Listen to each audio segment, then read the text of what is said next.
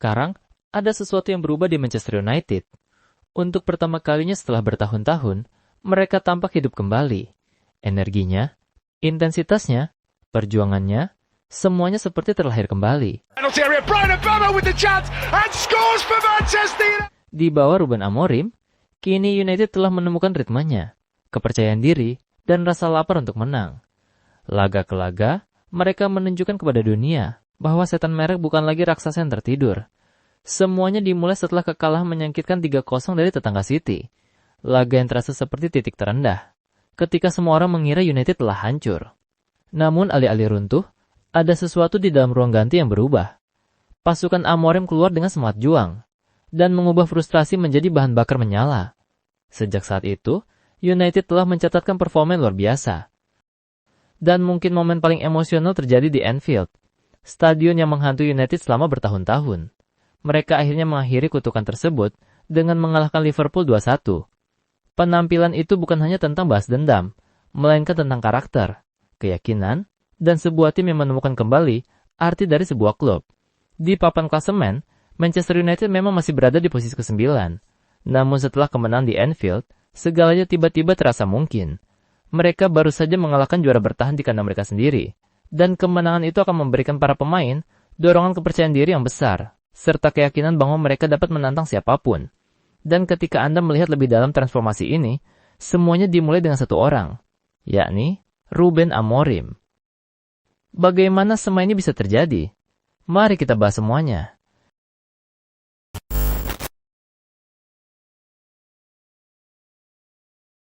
Dalang asal Portugal ini tidak hanya mengubah mentalitas tim, ia juga sepenuhnya mendefinisikan ulang cara United bermain sepak bola.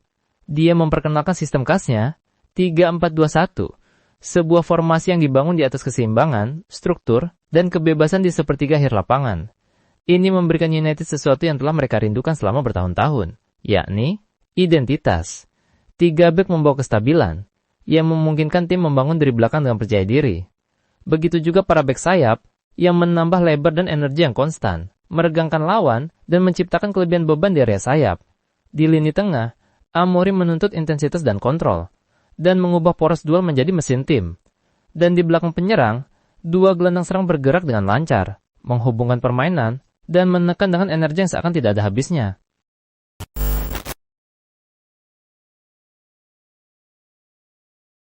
Namun revolusi taktis Amorim bukanlah satu-satunya alasan dibalik kebangkitan timnya. Klub akhirnya merekrut pemain yang tepat sasaran, atau pemain yang sesuai dengan sistem dan mentalitas yang sedang dibangun. Salah satu tambahan yang paling menonjol adalah kiper baru mereka, yakni Lemans. Ia adalah kiper yang handal, tenang di bawah tekanan, dan percaya diri saat menguasai bola. Dalam banyak hal ia mengingatkan penggemar pada David De Gea. Namun Lemans tampak lebih seimbang. Ia menguasai kotak penalti dengan penuh wibawa, membaca bahaya sejak dini, dan memiliki jiwa naluri sebagai penjaga gawang berkualitas. Di balik setiap kiper yang hebat, pasti ada tampuk yang kokoh, dan Amorim akhirnya membangunnya. Lemans didukung oleh ketenangan yang dikomandoi Matthijs de Ligt, kecepatan Luke Shaw, dan Leny Yoro.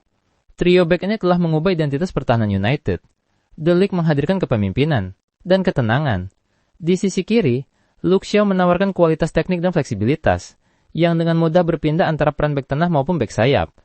Lalu ada Leny Yoro, remaja yang terlihat jauh lebih dewasa daripada usianya masih 19 tahun. Tenang saat menguasai bola, tak kenal takut dalam berduel, dan cukup cepat menutup celah di belakang memberikan rasa aman yang telah lama dirindukan United. Bersama-sama, trio ini menciptakan keseimbangan yang sempurna, yang memungkinkan pemain seperti Harry Maguire atau Lisandro Martinez masuk saat diperlukan tanpa mengganggu sistem.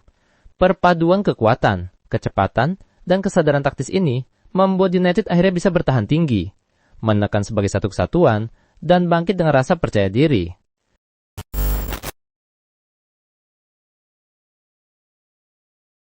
Jika pertahanan adalah fondasinya, sayap adalah jantung sistem Amorim. Dalam formasi 3-4-2-1, bek sayap adalah segalanya. Mereka bukan hanya bek sayap, melainkan kreator dan terkadang sebagai penyerang. Di sisi sayap, United kini memiliki kedalaman dan fleksibilitas yang nyata. Diogo Dalot, Nosir Mazraoui, Patrick Dorgu, dan Amad Diallo, masing-masing menawarkan peran taktis yang berbeda-beda. Dalot menghadirkan konsistensi dan etos kerja. Mazraoui menambahkan kelas teknik dan ketenangan di ruang sempit. Dorgu, muda dan eksplosif, memberikan United ledakan kecepatan dan ketidakpastian dalam transisi.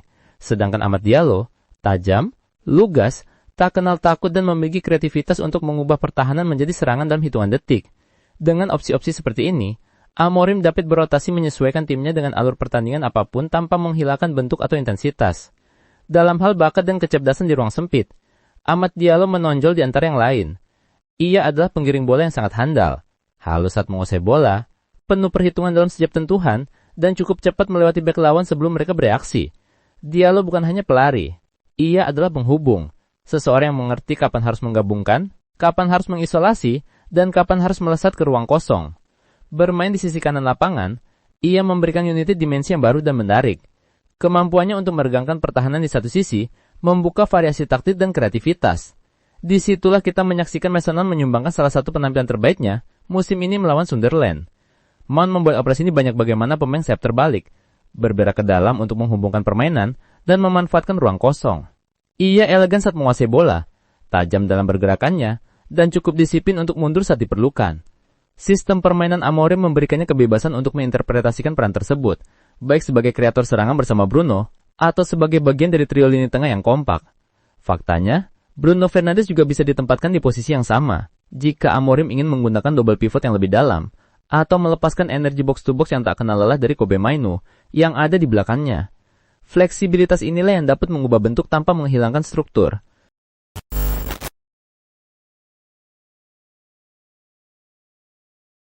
Namun pertanyaan besar dalam seluruh pembahasan ini, mengapa tim harus memiliki pemain sayap kiri yang tidak langsung, jika sebagian besar permainan menyerang disalurkan melalui pemain lain? Mason Mount memang bermain bagus saat melawan Sunderland, tapi ia masih relatif anonim di sepertiga akhir lini serang. Dan disitulah rahasia Amorim muncul musim ini.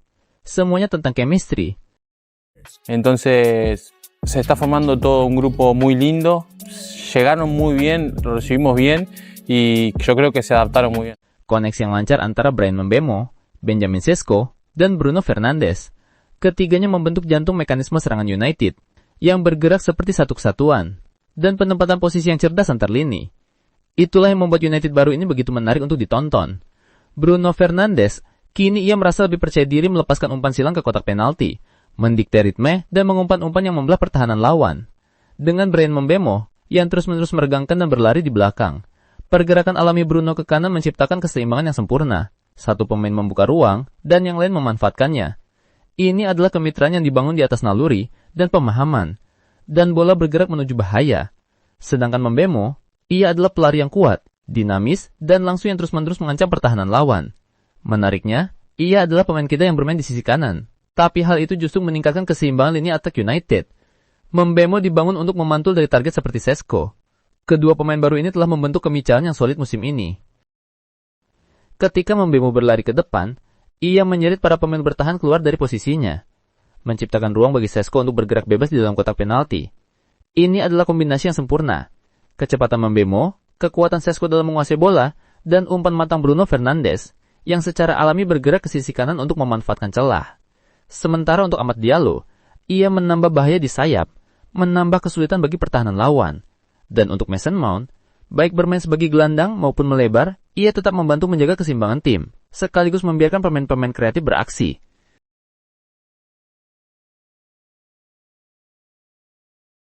Itulah sekilas review tentang kebangkitan Manchester United yang telah kita simak bersama. Jika kalian ingin menambahkan atau sekedar berpendapat, silakan tulis di kolom komentar. Terima kasih telah menonton hingga detik ini, dan tunggu ulasan menarik lainnya di video selanjutnya.